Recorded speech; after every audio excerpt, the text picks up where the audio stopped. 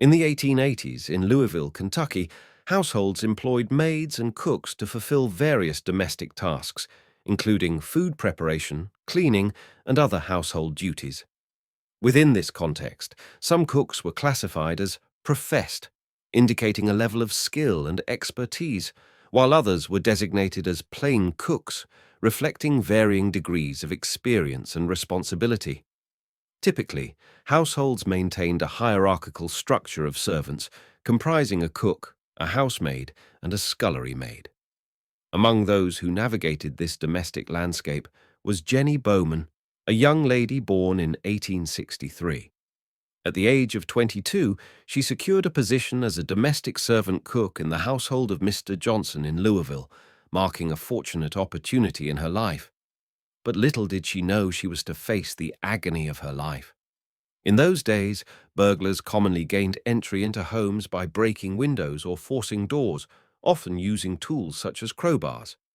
The primary motivation was typically the theft of valuables, which at that time included items like jewelry, silverware, and currency. However, this was not the case in Mr. Johnson's house.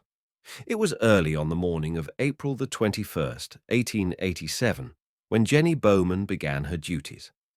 At about 10 a.m., Mrs. Johnson and her children left Miss Bowman in charge of the house while they spent the day at the home of a relative. Just minutes after leaving, Mrs. Johnson sent her 6-year-old son back to the house on an errand to carry a bundle of sewing. Being so young, the boy could not carry the sewing, so Miss Bowman assisted the child, then returned home shortly after. About an hour later, at 11 a.m., Mrs. Johnson sent her son, Alfred, back to the house to run another errand. When Alfred arrived at the house, he knocked on the front door to no avail. He walked around to the side of the house and attempted to enter into the kitchen door, but it, too, was locked. At that time, young Alfred began worrying that something could possibly be wrong. He then decided to climb into one of the kitchen windows. Once inside, he began calling Miss Bowman's name, and he noticed that the furniture and rugs were in disarray. Alfred made his way into the house, where he came upon the back hall and saw a glistening pool of red about the floor. Terrified and in a state of shock, young Alfred made his way back through the window rather than unlocking a door and exiting that way, where he ran to his mother. Alarmed at what young Alfred said, Mrs. Johnson brought her sister, a grown nephew, and some nearby neighbors to go with her back to her house.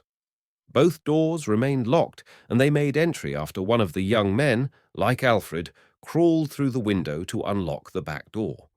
Upstairs, groans could be heard coming from Miss Bowman's room. Without noticing the blood, the party ran up the stairs. By the time they arrived at the door of Miss Bowman, the groans that they had heard downstairs had ceased. The party made entry into her room. There, they found the lifeless body of Jenny Bowman lying face down. Her clothing had been torn and saturated with blood. Pools of blood had begun forming around her body. The party relayed that Miss Bowman's face was badly disfigured and covered in blood. Mrs. Johnson and the others then washed the blood from Miss Bowman's face. Then they could realize the wounds upon her face. A damp dish rag was bound tightly against her throat. This was quickly cut in two.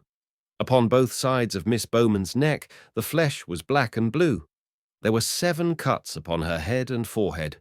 The most serious of the 7 cuts was a gash that travelled from the brow to the forehead, where it ended just over her right eye. There was a deep gash upon her right temple as well. Her skull appeared to have been fractured in at least 3 places, and one of her eyes was so badly injured that it had been barely torn from the socket. Her nose appeared broken and flat, along with an apparent fracture in her right jaw. Miss Bowman's clothes were removed, and she was placed on a cot, while others dispatched Dr. W. O. Roberts and Dr. J. B. Haskins, Jr. A telegraph was promptly sent to retrieve Mr. Johnson from his place of work as a bookkeeper. A message reached the chief of police at approximately 11:30 a.m. and was answered in person by the chief. Louisville Chief of Police, Colonel Wallen, began his investigation upon arrival by examining the exterior of the house. Chief Wallen noted that the outside doors were locked and secure, and the key, normally inside the lock, was missing. It was deduced that the assailants had done this in an attempt to conceal evidence and delay arrival inside the home. Blood and evidence were in the dining room and continued to the top step of the stairs between the kitchen and dining room, which led to Miss Bowman's room.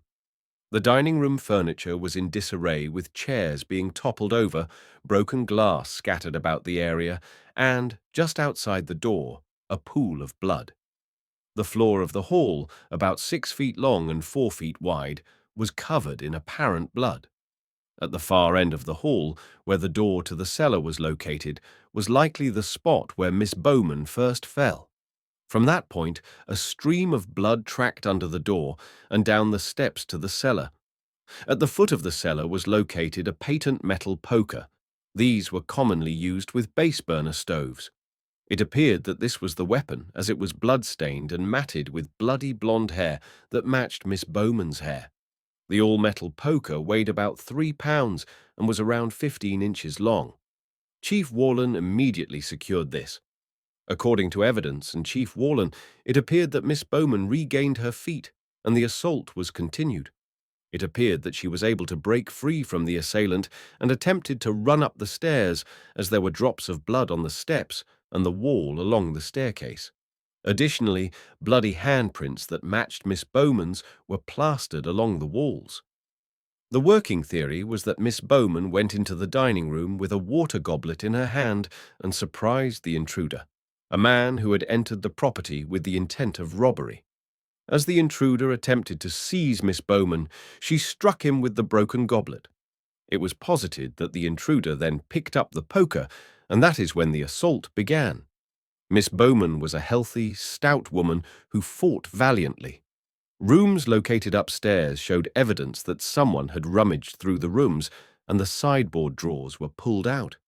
The intruder likely prevented escape through the door, and Miss Bowman probably ran up the steps. When the physicians arrived on the scene, they carefully examined Miss Bowman's extensive injuries. They did, without hope of saving her life, the best that they could. Her hair was shaved from her head so that the open wounds could be sutured and bandaged back together. A handkerchief was placed under her chin in an attempt to support her broken jaw. Physicians could do little else, and they pronounced that the fractures about her skull would undoubtedly prove fatal.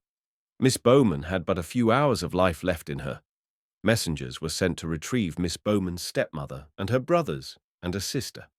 A professional nurse was brought in to care for Miss Bowman in her final hours. Chief Whalen continued his investigation as Jenny Bowman lay dying in her upstairs room. Construction was taking place at the next-door neighbour's home, within 75 yards of the Johnson house. Labourers there reported not seeing anyone enter the house, and they did not hear any unusual noises or screaming. Chief Whalen talked to a young man, Will Shippen, employed at the Pictet Ice Company, where he said he saw 2 suspicious-looking white men lurking around the neighbourhood all morning. Shippen reported that at about 10 a.m., the 2 men got up from a pile of broken rocks and made their way towards the Johnson house. Shippen described the men as each being about 25 years of age, and both had smooth faces. Both were about the same height and weight, at about 135 pounds and 5 feet 8 inches. One of the men wore a cap, and the other wore a slouched hat. Shippen said both men appeared to be tramps. Chief Whalen reported his findings to on-duty policemen, with some travelling to New Albany and Jeffersonville in their search. 2 policemen also patrolled the river. All trains that day and night had several plain-clothed policemen going into both Indiana and Kentucky. 7 men who bore similar physical characteristics were detained by police for questioning. The men, all tramps, were William Moore, John Graham, Herman Moser, John Tierney, Thomas Ward, Dan Burns, and Ed Moore. At around 5 p.m. that evening, Andy Homer, a bottler on Jefferson Street, reported to Central Station that he had witnessed a young white man with blood-covered hands and arms in torn clothing. Homer said he encountered the man about 3 miles from the city on the railroad. 12 officers in buggies rushed to that neighborhood to investigate the report. At about 6 p.m. that evening, Miss Bowman began showing signs of consciousness. At such time, the professional nurse, caring for Miss Bowman, sent for the doctors and Chief Wallen. Though her lucidity was but a few fleeting moments, she was able to reveal some information about the assailant. One of the doctors leaned down and asked, "Jenny, who was it struck you?" Miss Bowman opened her eyes slightly, where they closed almost immediately, but muttered something nearly imperceptible. The doctor repeated the same question, and painfully Miss Bowman uttered, "It was a Negro." The doctor forced some brandy down her throat and asked Jenny how the attack happened. Miss Bowman went on to say, "I met him in the dining room when he asked me if Mr. Johnson was at home. I said no when he took me and struck me with a poker." Reports say that Miss Bowman described the man. Chief Wallen began searching for an African-American man who matched the description that Jenny reported. By midnight, it was abundantly clear that Miss Bowman would not make it. Her family, including her father, was at her bedside. It was said that Miss Bowman had an intense fear of meeting burglars, and it appeared that her worst nightmares came true. Miss Bowman was due to marry a young German man who resided in the back of Cave Hill Cemetery. Miss Bowman survived the attack for nearly 2 excruciating weeks before she finally succumbed to her injuries at 9:15 p.m. on May 9th. Though Louisville police investigated several African-American men, they would soon get a tip that would lead them to an arrest. At about 4:30 p.m. that Saturday, Louisville police officer Henry Stroman was reporting for duty at Central Station when a nicely dressed woman came running after him. In a most excited condition, the woman relayed information to the officer, in which she believed that she had encountered a man who met the description of the man who had attacked Miss Jenny Bowman just days earlier. The woman reported that she had previously hired an African-American man to do work for her. That day, Saturday, she required more work, and she returned to her house. She went to the man's neighborhood, and upon knocking on a door, an African-American male answered, and the woman froze in fear, as she believed the man fit the description of the Bowman assailant. The man was tall and stout, had a mustache, and there were wounds upon his face that had been reported previously by Miss Bowman. Officer Stroman, concerned, told her to return home and do nothing further unless she was instructed to do so. Officer Stroman then ran to Central Station, where he went to Chief Wallen's office and relayed the story. Several policemen were dispatched to the area after the witness had just told them. The location, near the Colored Methodist Episcopal Church, on the east side of Center Street and just south of Green. The police encountered a great deal of difficulty attempting to enter the premises, as there appeared to be no gate or door. After some time, the officers found a small trap down in the center of the fence and were able to make entry. According to officers, there was anticipation that police would visit, and the trapdoor had been heavily barred. An axe was used to break down the gate. Upon entry, the officers found themselves in a narrow and poorly lit passageway with a pair of narrow, broken steps leading to various rooms at the end. The officer knocked on the door and had no response. They, with little force, pushed open the decapitated door. At that point, it was reported that a Negro started up from a soiled bed, where he made an evident effort to appear unconcerned but said nothing. Officer Stroman told the man, "You are under arrest." The man responded, "What for?" Stroman replied, "Never mind, come with us." The man was fully dressed and said, "I never was arrested before." Officers reported that his face was gashed and bruised, and a bloody handkerchief was wrapped around his right wrist. He was transported to Chief Wallen's office at Central Station. Once upon arrival, Wallen asked, "What is your name?" The man reluctantly said, "Albert Turner." Turner was seated, and his injuries were looked over. Injuries included 2 cuts upon his face, one upon the back of his hand, and a long gash along the full length of his neck. His wrist was of particular interest, as in one of her brief, lucid states, Miss Bowman said she cut the assailant with the jagged edge of the goblet she had held when she first encountered him. Wallen asked Turner, "Where did you get these hurts?" A nervous Turner said, "I ain't done nothing. I was cutting wood for a lady, and a stick flew up and hit me in the face." Officers had been sent back to Turner's room, where he was arrested. They were instructed to search for articles that belonged to Miss Bowman or were from the Johnson house. Throughout his interview with Turner, Wallen had been unsuccessful in his attempt to wring a confession from Turner. Upon the arrival of the officers from Turner's room, they held a pair of silk stockings and a large silk handkerchief. Reports said, at sight of the stockings, the prisoner exhibited the utmost fear. Turner reportedly attempted to escape from Chief Wallen's office, but was unsuccessful. Turner was then restrained, and Wallen dangled the items in front of him. In despair, Turner began livid, throwing his hands up in the air and exclaimed, "I've done it! I've done it! But I couldn't help it." It was then that Turner relayed the story of what happened during the failed robbery and the assault, and, later, the resultant death of Miss Bowman. A nearby carriage was procured to transport Turner to Jefferson Street. Guarding Turner were 4 police officers, including Chief Wallen. At Jefferson Street awaited a private patrol wagon driven by John Duff.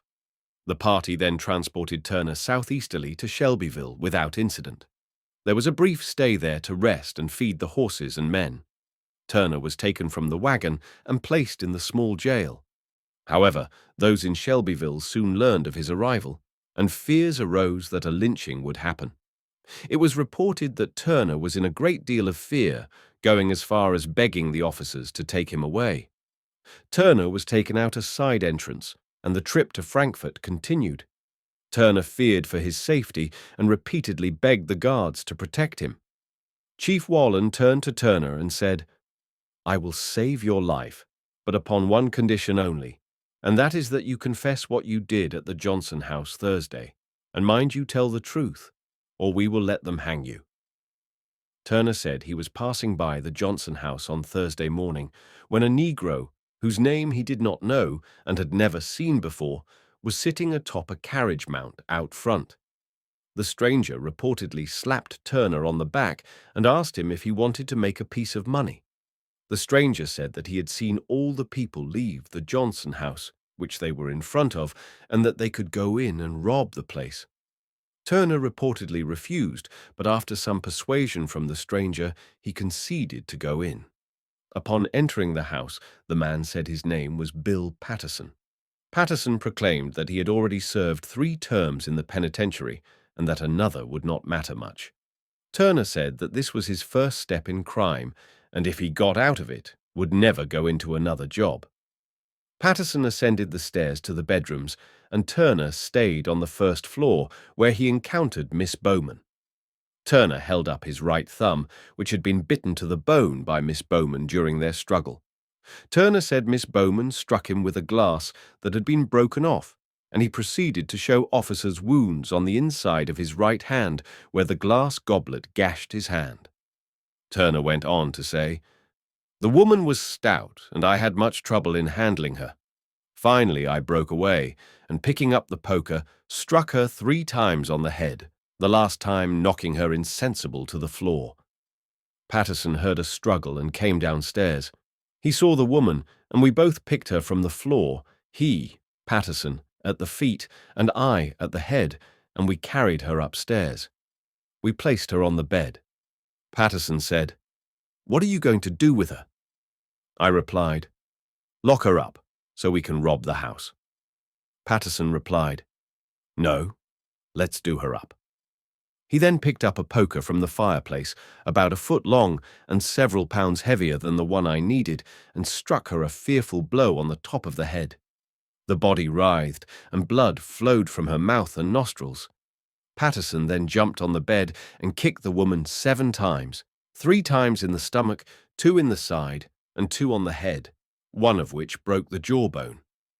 I tried to pull him away from the woman, but was unable to do so. He then attempted to outrage her, but I prevented him. His shirt and underclothing by this means became covered with blood. I was a new hand at crime and was badly scared. I left Patterson in the room with the woman and ran down the stairs and out the back way and escaped to my room. I was glad when the police came to my house, for I hadn't closed my eyes and was frightened at every sound I heard. Turner and the officers arrived at Frankfurt at 3:35 p.m., and Turner was hurried to the jail. In jail, Turner was stripped and his bloody and torn clothing were removed as evidence in the case. By 5 p.m., Turner was safe in jail, and Wallen and his officers returned to Louisville by train, arriving at 7:15 p.m. Patterson had been arrested Friday by Officer Charles Hickey as a suspect and was being held awaiting a more thorough examination. Patterson was dragged, half naked, from his jail cell and with his clothing in his arms, was put in the wagon and driven to the depot on 7th Street for a train headed to Frankfurt. Patterson's hands were handcuffed and he refused to answer questions. A stop had been made at LaGrange for a lavatory break. Patterson dashed through the coach door and made a run for it. Seconds later, Officer Ben Fow caught up to Patterson, took his collar, and jerked him to the ground where his feet were shackled. Patterson was steadfast in claiming he did not know Albert Turner, nor had he ever seen the man before. Patterson and the officers arrived at Frankfurt, where a crowd of about 100 people was gathered around the train depot. Patterson was taken to the wagon and driven off. A crowd ran behind them, but did not become violent. Once inside the jail at Frankfurt, Patterson continued denying knowing Albert Turner. It was decided that Turner, described as a tall, heavy mulatto man, would attempt to identify Patterson in a lineup at the jail. Turner walked past two of the African-American men and stopped in front of the third man. He, Turner, put his hand on Patterson's shoulder and said, "This is the man I met on the carriage stone, and the one who struck the woman last and wanted to outrage her." An unnerved Patterson then exclaimed, "I am innocent, as God is my judge, and I have got to die, and I know it. If that poor young lady were here, she would tell you that she never saw me." Turner abruptly said, "No, she was insensible when you carried her upstairs and tried to kill her." Patterson said, "Albert, you know I am innocent. You are trying to make me die to cover up your crime. I had nothing to do with it. You are lying on me and trying to put my neck on the gallows. You and I both will be tried for our lives, and you know I am innocent." Patterson would continue, "You have worn my life away, for we are both on trial for life and death. Those white men put you up to telling these lies about me because there is money in it for them. If I had something in my hand, I would murder you for swearing my life away. Oh, I could kill you before these officers could get their hands upon me." Patterson then lunged toward Turner in an attempt to choke him. It took approximately 5 officers to separate the two.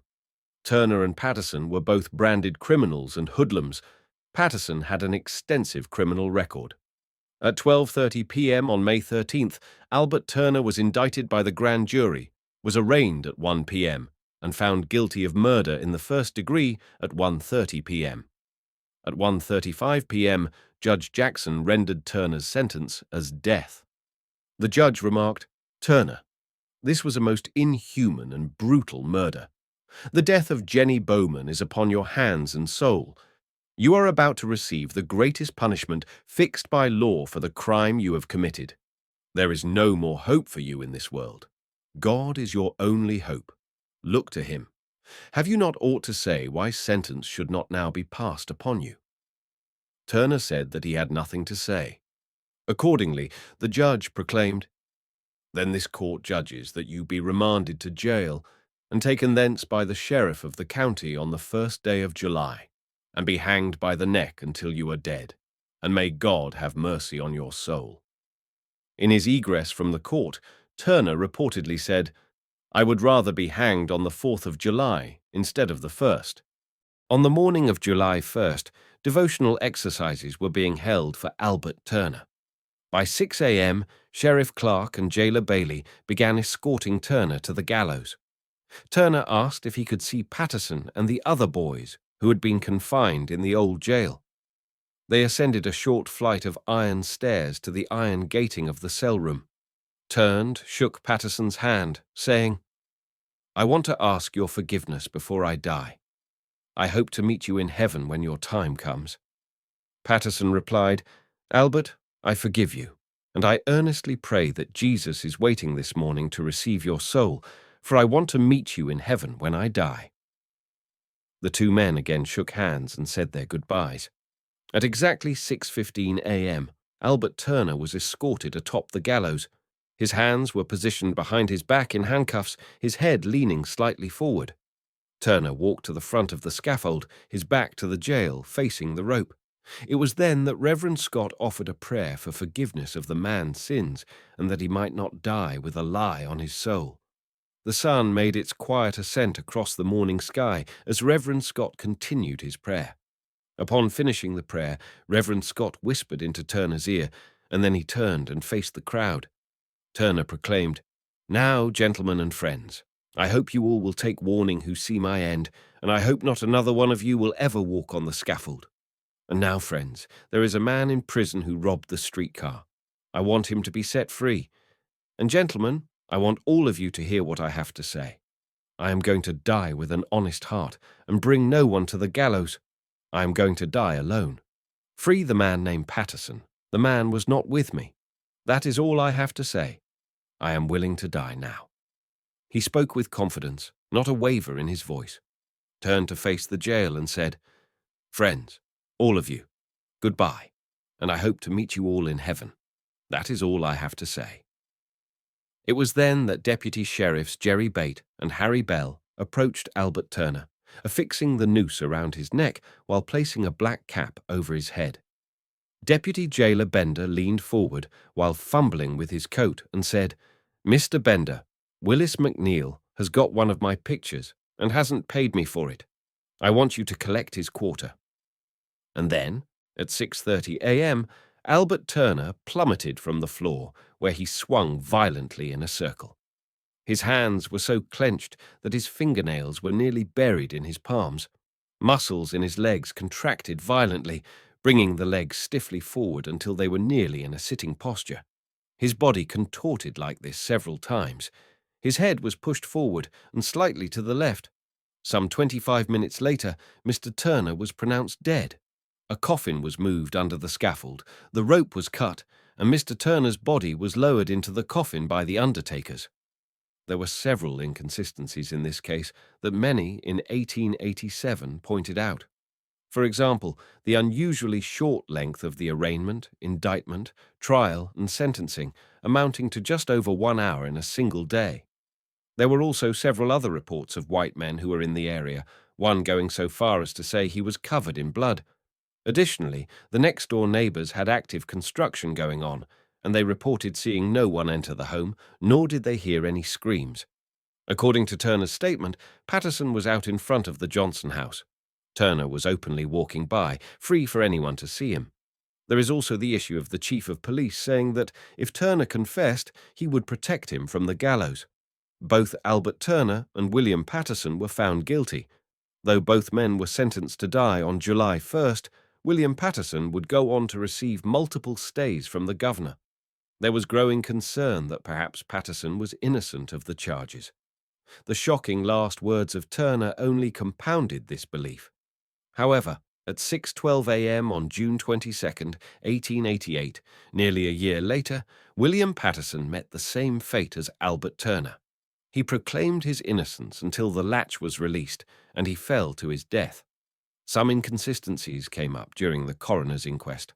Miss Bowman allegedly said a yellow man in a short coat assailed her. Later, it was a yellow man with a long coat.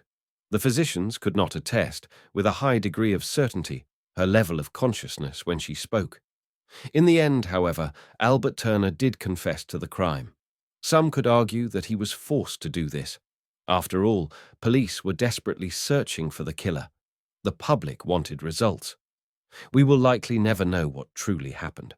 What we do know is that Miss Jenny Bowman met a horrific and painful end to her short life, and two men met their demise.